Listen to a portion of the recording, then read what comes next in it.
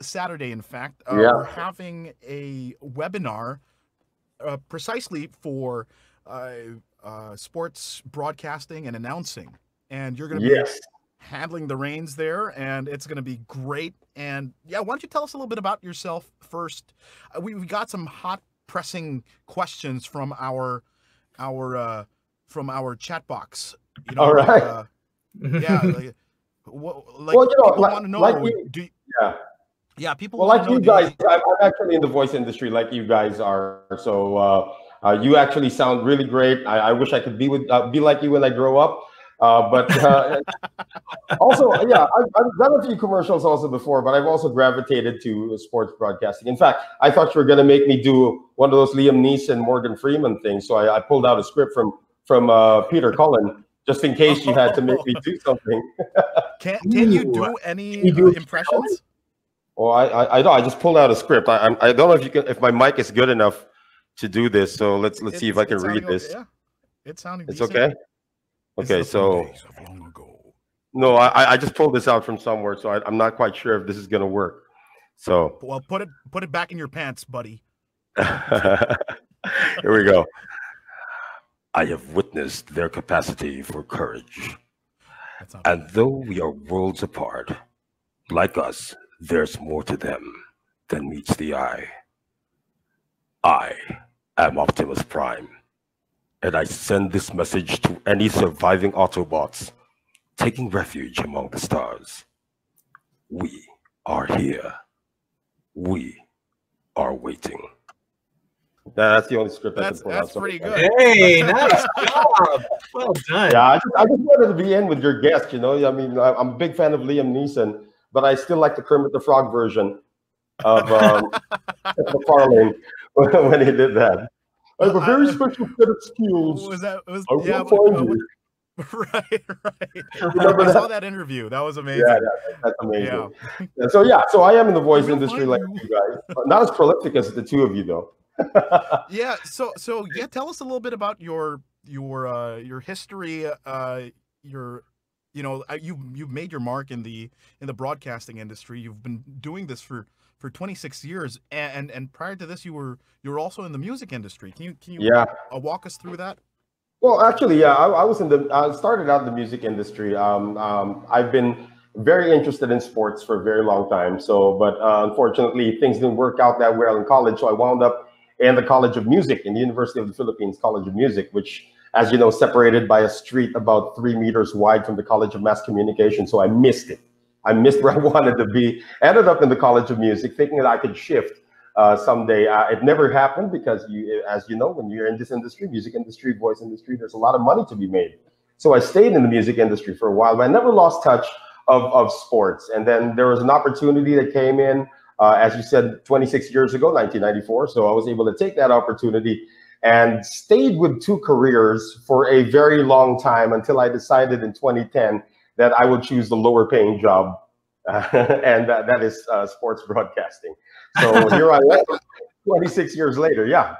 I was always under the impression that this was a lot more glamorous than I once thought.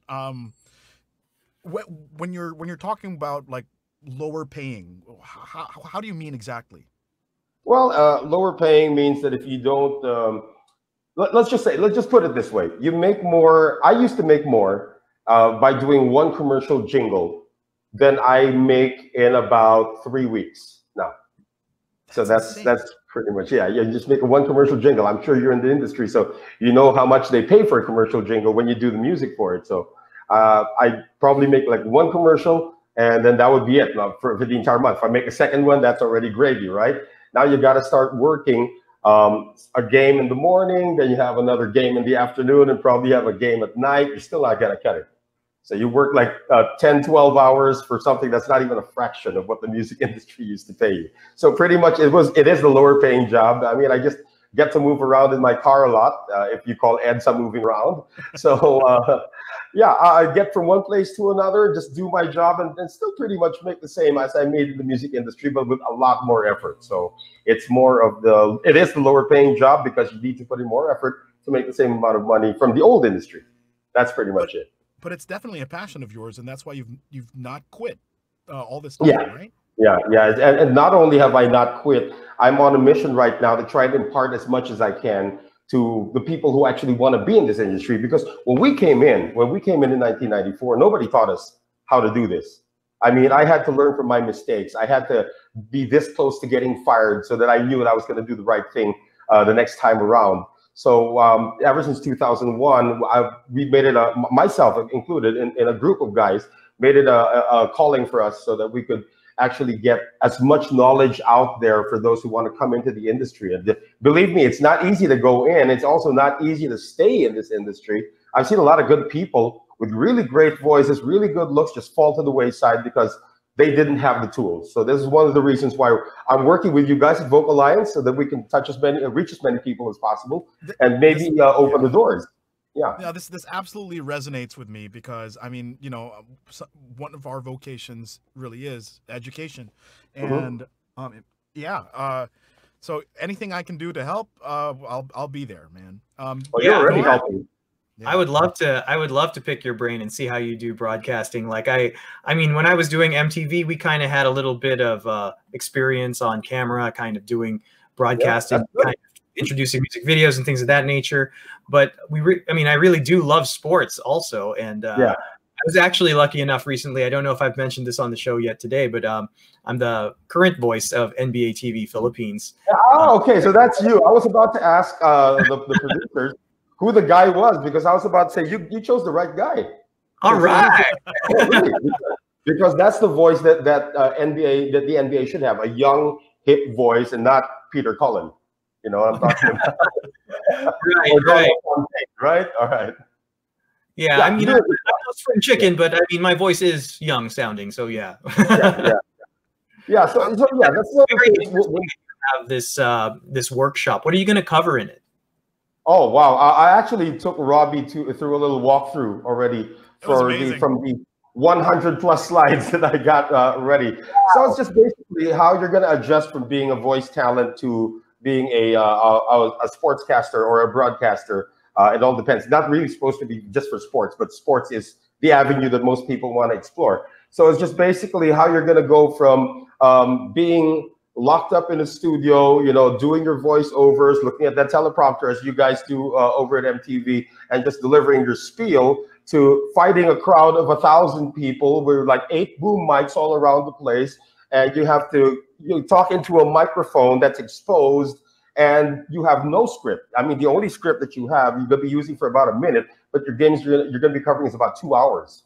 So how you're going to be transitioning from that to that. I think that will cover about 5 hours. It usually takes 3 days because we do have a workshop that lasts 3 days. But I'm just trying to encompass like 1/10 of that workshop in 5 hours of work. And if I blew Robbie's mind, I hope I get to do it a lot for a lot of other people. There really is a method to the madness, as you put it. And, right. It's really incredible how structured you make things seem, and how less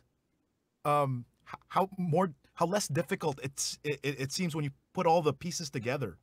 Yeah, and it's amazing that you're able to do all of that without the use of a script, without just shooting from the hip.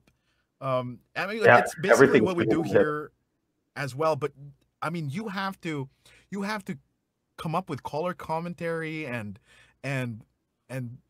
basically narrate whatever is happening in front of you, and everybody has their roles, and it's amazing. And how you to put it this way, it's easier to do that stuff on TV than it is to do it on radio. Okay, because in TV you got the visual medium. In radio, you're talking to a blind audience. I mean, literally blind. They're not there. They can't see it. They're looking at EDSA, right? They're looking at their fish where they just caught it from the ocean. They're on their way back. They're listening to the radio. That's the kind of audience that's harder to cater to, because you cannot stop talking.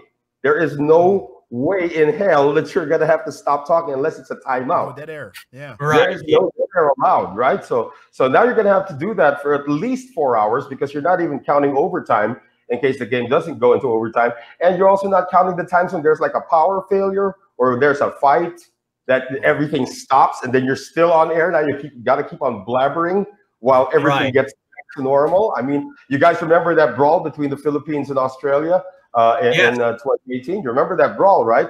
Well, two friends of mine were calling that game. Attorney Charlie Cuna and Kenito Henson had to stay on air because you couldn't cut to commercial. You didn't know what was going to happen next. So they had to stay on air for, dig this, 43 minutes.